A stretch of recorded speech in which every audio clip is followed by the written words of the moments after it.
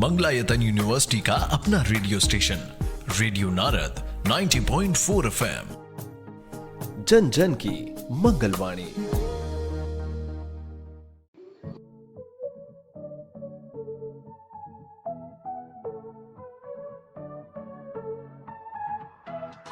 स्वागत है दोस्तों, रेडियो नारद 90.4 FM से मैं हूं आपके साथ आरजे याशी और प्रोग्राम शुरू हो गया है स्पेशल शो, जिसमें मैं आकर आपको बताती हूं कि क्या कुछ खास है आज के दिन में। दोस्तों, आज उनके लिए बेहद ही खास दिन है, जिनसे हमारे मूल्यों और विश्वास प्रणाली स्थापित की गई है, जो सिर्फ उन्हीं के प्रयासों से संभव है। मैं बात कर रही हूं आज के विशेष दिवस गुरु पूर्णिमा के बारे में। जैसा कि आप सभी जानते हैं, हमारे जीवन में गुरु का विशेष महत्व होता है। भारतीय संस्कृति में गुरु को भगवान से भी बढ़कर माना जाता है। वहीं अगर संधि विच्छेद की मैं बात करूं तो दोस्तों, संस्कृत में गु का अर्थ होता है अंधकार यानी अज्ञान, और रू का अर्थ होता है प्रकाश यानी ज्ञान। यानी गुरु हमें अज्ञान रूपी अंधकार से ज्ञान रूपी प्रकाश की ओर ले जाते हैं। और वैसे ये तो आपने सुना ही होगा, गुरु ब्रह्मा गुरु विष्णु गुरु देवो महेश्वरा गुरु साक्षात परब्रह्म तस्मै श्री गुरुवे नमः। दोस्तों, जहाँ माता और पिता बच्चों को संस्कार देते हैं, तो वहीं गुरु बच्चों में ज्ञान अर्पित करते हैं। गुरु से ही मान सम्मान बढ़ता है और गुरु से ही लक्ष्य की प्राप्ति होती है, और साथ ही गुरु ही हैं जिनसे हमें सही और गलत का ज्ञान होता है। साथ ही आपको बता दूं दोस्तों, आज के इस विशेष दिवस पर मेरे साथ मौजूद है एक ऐसी शख्सियत जिन्होंने अपने जीवन में कई पदों पर कार्य किया है। जैसे इस समय की मैं बात करूं तो वह कथाव्यास हैं। पूर्व समय में वह लेक्चरर भी रहे हैं, जिनका 11 वर्षों का अध्यात्म का भी तजुर्बा है। उनकी शिक्षा की बात की जाए तो उन्होंने पोस्ट ग्रेजुएशन पॉलिटिकल साइंस से किया है। दोस्तों, मैं बात कर रही हूँ आध्यात्मिक गुरु और कथा व्यास सुनील कौशल जी महाराज की, जो फिलहाल हमारे साथ स्टूडियो में मौजूद हैं।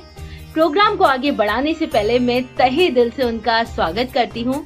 महाराज जी, आपका बहुत बहुत स्वागत है रेडियो नारद 90.4 FM में। बहुत बहुत धन्यवाद। बहुत आनंद हुआ, मुझे बहुत अच्छा लग रहा है आज आपके रेडियो नारद चैनल के माध्यम से इतने सारे लोगों से जुड़ने का। गुरुजी, जैसा कि आप भी जानते हैं, आज गुरु पूर्णिमा का विशेष दिन है, या कहें कि आज हमें अपने अपने गुरुओं को धन्यवाद करने का दिन है। तो आज आप किसका धन्यवाद करना चाहेंगे इस विशेष दिवस पर? वर्तमान में आज का जो समय है, गुरु पूर्णिमा के माध्यम से आज का दिन बहुत विशेष है वास्तव में हम सब लोगों के लिए।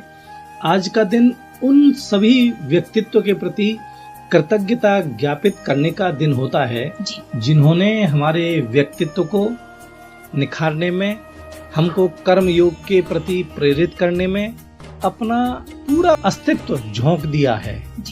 बड़ा सामान्य सा एक मान्यता है, जीवन में गुरु की भूमिका बहुत महत्वपूर्ण होती है। यहाँ मैं एक बात कहना चाहूंगा, 2 चीजें होती हैं, दोनों शब्द देखने में बिल्कुल समानार्थी लगते हैं, लेकिन दोनों में बहुत बड़ा अंतर है। एक होता है गुरु, एक होता है शिक्षक। देखिए, हम स्कूल कॉलेज जहाँ पढ़ते हैं, ये जो भी शिक्षा संस्थान होते हैं, यहाँ हमको जो पढ़ाया जाता है वो शिक्षा होती है। और आपने देखा भी होगा, इन इंस्टीट्यूशंस के बाहर लिखा रहता है शिक्षा संस्थान, और इससे भी आगे लिखा रहता है शिक्षार्थ आइए सेवार्थ जाइए। तो इन स्कूल कॉलेजों के माध्यम से जो कुछ हम पढ़ते हैं, सुनते हैं, सीखते हैं, वो शिक्षा कहलाती है। शिक्षा का वास्तविक अर्थ है कि बाहर की जो सूचनाएं हैं, जो पुस्तकों में लिखी हुई हैं, बस टीचर हमको उसको एक्सप्लेन कर देता है, वो शिक्षा है।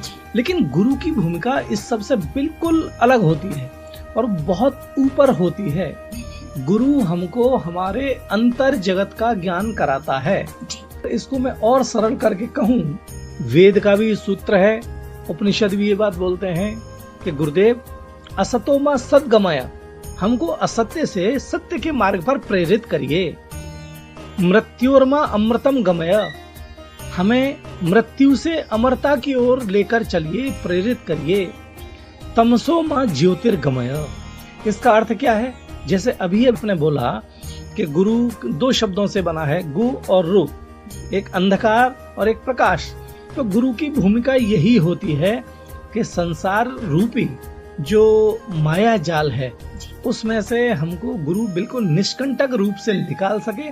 गुरु की भूमिका केवल ये रहती है, जैसे गुरु कुम्हार शिष्य कुंभ है, गढ़ गढ़ काढ़े खोट, हाथ सहारा दे रहे लगन न पावे चोट। बड़ा सूत्र छिपा हुआ है इसमें जीवन का। गुरु की भूमिका ये रहती है, जैसे कुम्हार जब बर्तन बनाता है तो वो लकड़ी के हथौड़े से बर्तन को पीटता है, मिट्टी को पीटता है, उसको सही शेप देता है, लेकिन अंदर से हाथ का सहारा भी लगा के रखता है कि कहीं टूट न जाए। गुरु की भूमिका बिल्कुल यही रहती है। वो हमको डांटेंगे भी, कान भी पकड़ेंगे और बाकी सब चीजें भी करेंगे और उतना स्नेह भी करेंगे। सही मार्ग पर प्रेरित करने का काम जो है वो गुरु का है। यही हमारे सारे शास्त्र ग्रंथ सब कुछ यही बात बोलते हैं। बिल्कुल गुरुजी, बहुत ही अच्छी परिभाषा दी आपने मुझे और मेरे श्रोताओं को गुरु के बारे में। जैसे इस दिवस को आज हम सेलिब्रेट कर रहे हैं, तो इसको मनाने के पीछे का उद्देश्य क्या रहा? मतलब मैं आपसे जानना चाहूंगी कि इसका इतिहास क्या रहा, कैसे इस दिवस को मनाने की शुरुआत हुई? बहुत अच्छा प्रश्न किया। देखिए, दो चीजें हैं बड़ी विरोधाभासी। शास्त्रों का ये कहना है, लोक मान्यता है, आचार्यों ने सूत्र दिया कि एक होता है साथ रहना और एक होता है पास रहना। तो गुरु के साथ रहना आवश्यक है, पास रहना आवश्यक नहीं है।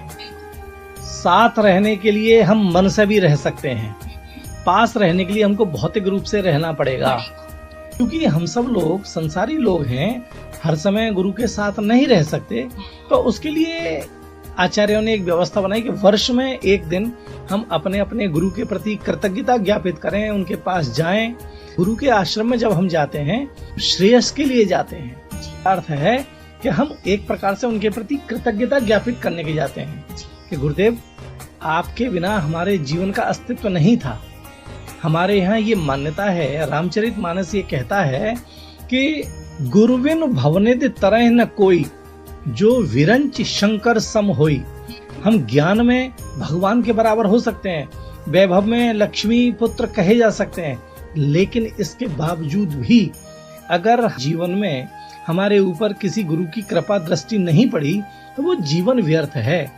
इसलिए हम अपने जीवन को कृतकृत्य जिसके कारण से बनाया, उसके प्रति कृतज्ञता ज्ञापित करने के लिए हम अपने गुरुदेव के सानिध्य में जाते हैं। इसलिए ये मनाया। तो बाकी कहानियां तो बहुत सारी हैं। बिल्कुल, बहुत ही अच्छी बात बताई आपने गुरुजी। इसी के साथ मैं जानना चाहूंगी, तमाम तरह की गुरु हमें हमारे पूरे जीवन काल में देखने को मिलते हैं और उनसे अलग अलग तरह का ज्ञान भी मिलता है। तो अगर एक संक्षेप में मैं आपसे जानना चाहूँ, कौन कौन से गुरु किस किस तरह का ज्ञान अर्पित करते हैं जो कि मानव के लिए बहुत ही महत्वपूर्ण होता है? मुझे लगता है कि ये आपके पूरे इसका सार है। देखिए, गुरु की कोई निश्चित परिभाषा नहीं है।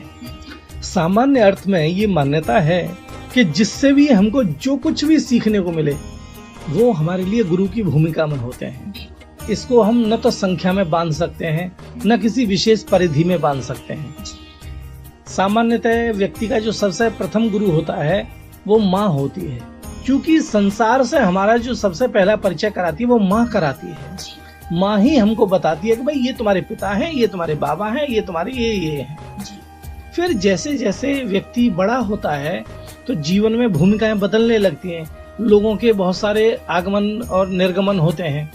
हर क्लास में, हर इंस्टीट्यूट में शिक्षक बदल जाएंगे, लेकिन गुरु एक ही रहता है। और यहाँ मैं एक चीज और स्पष्ट करना चाहूंगा, गुरु के बारे में एक बहुत बड़ी भ्रांति हम लोगों ने पाल रखी है। मैं उसको चाहूंगा कि सब लोग जरा ध्यान से समझ लें। हम कहते हैं कि हमने गुरु बनाए, हमने उनको गुरु बना लिया। मैं स्पष्ट करूंगा, गुरु बनाए नहीं जा सकते, गुरु केवल स्वीकार किए जाते हैं। हमारी क्या हैसियत है कि हम किसी को गुरु बना लें? गुरु तो केवल स्वीकार किए जाते हैं। और इससे भी आगे की बात मैं कहूँ कि गुरु का न कभी जन्म होता है न कभी मृत्यु होती है। आपको आश्चर्य लगेगा, ये बड़ी विरोधाभासी बात है, क्योंकि गुरु कोई व्यक्ति नहीं है। गुरु परमात्मा का बनाया हुआ चिन्मय तत्व है, अविनाशी तत्व है। तत्व माने विचार, और विचार कभी मरते नहीं हैं। तो इसलिए गुरु हमेशा जीवित रहते हैं। शरीर चला जाएगा लेकिन गुरु की वाणी, गुरु का आशीर्वाद, गुरु की शिक्षाएं, गुरु के वचन वो हमेशा जीवित रहते हैं। और शब्दों को हमारे यहाँ नाद कहा गया है, नाद को ब्रह्म कहा गया है। इसलिए गुरु जो तत्व है वो चिन्मय तत्व है, अविनाशी तत्व है। गुरु की न कभी मृत्यु होती है और न कभी जन्म होता है। गुरु केवल प्रकट होते हैं और गुरु अंतर्ध्यान होते हैं। बहुत ही कम शब्दों में और बहुत ही गहरी बात कही है आपने। और साथ ही मैं आपसे ये भी जानना चाहूंगी कि आज के समय में जो लोग हैं, जो श्रोतागण हैं मेरे, वो गुरु पूर्णिमा के दिन उनको धन्यवाद करके उनको स्पेशल फील कराना चाहेंगे। तो आपको क्या लगता है, हमें सही ढंग से उनको किस तरह से धन्यवाद करना चाहिए? जैसे मैंने अभी कहा, गुरु ने हमको जो ज्ञान दिया, हम उसको आत्मसात करके अपने जीवन में, अपने व्यवहार में उसको लाएं। गुरु के प्रति सच्ची कृतज्ञता और सच्चे भाव अर्पण करने का तरीका यही है। लेकिन हम सब लोग चूंकि संसारी लोग हैं और हम सब भी कहीं न कहीं लालच से ग्रसित रहते हैं। आज हर व्यक्ति इस नाते से किसी को गुरु खोजता है, गुरु के रूप में, कि भाई मैं कोई बड़ा साधु मिले, बड़ा महाराज मिले, जिसकी बड़ी पहुंच हो। तो शिष्य का लालच रहता है कि मेरा कोई गुरु बड़ा होगा तो उसके कारण से मेरे काम आसान हो जाएंगे।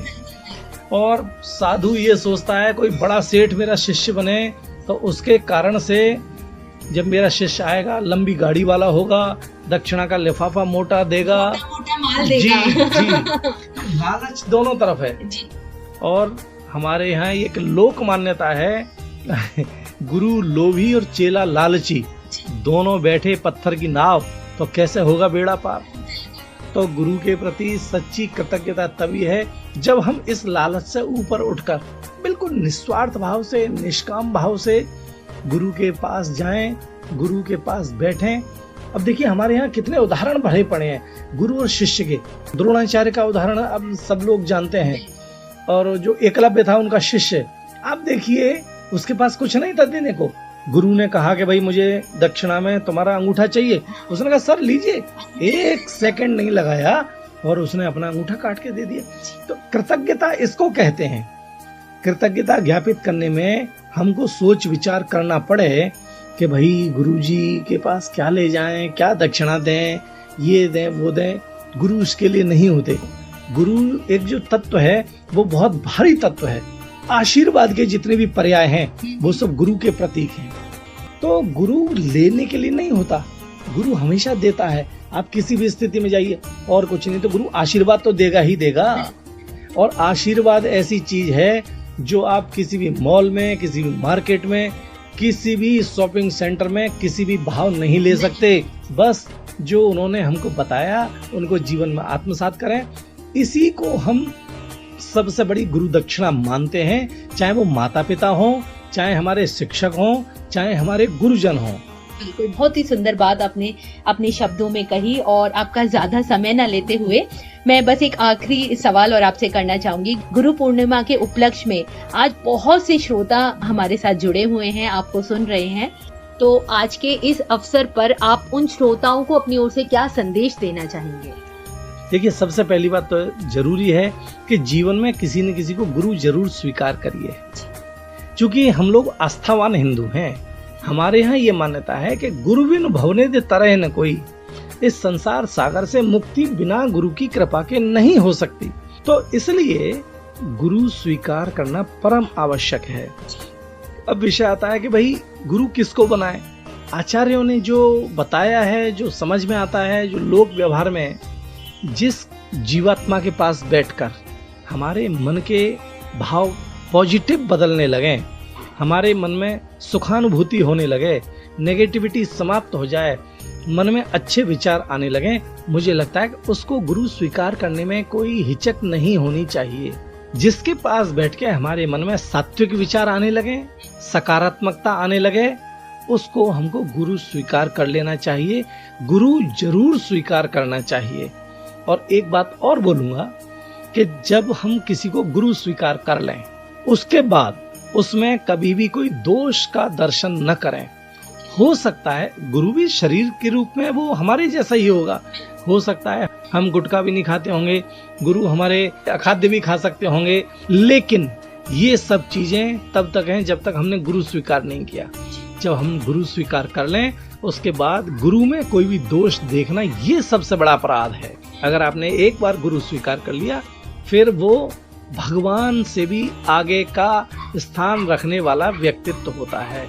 क्योंकि कृपा करहु रघुवीर, गुरु हमको पात्र बनाता है, तब भगवान से सिफारिश करता है कि प्रभु अब ये बालक, अब ये बिटिया आपके लायक हो गई है, अब इसके ऊपर कृपा करिए। गुरु की केवल यही भूमिका है। बिल्कुल, बहुत ही अच्छी बात कही गुरुजी आपने। दोस्तों, गुरु पूर्णिमा छात्रों और शिक्षकों के बीच एक संबंध का प्रतीक है। आज के समय में कहा जाता है कि विद्यार्थियों के जीवन में सबसे अहम भूमिका अगर कोई निभाता है तो वह शिक्षक होते हैं, गुरु होते हैं। शिक्षक छात्रों को मूल्य और जीवन कौशल से भी परिचित कराते हैं, जो उन्हें बड़े होने के बाद बाहरी दुनिया से निपटने के लिए मदद करते हैं।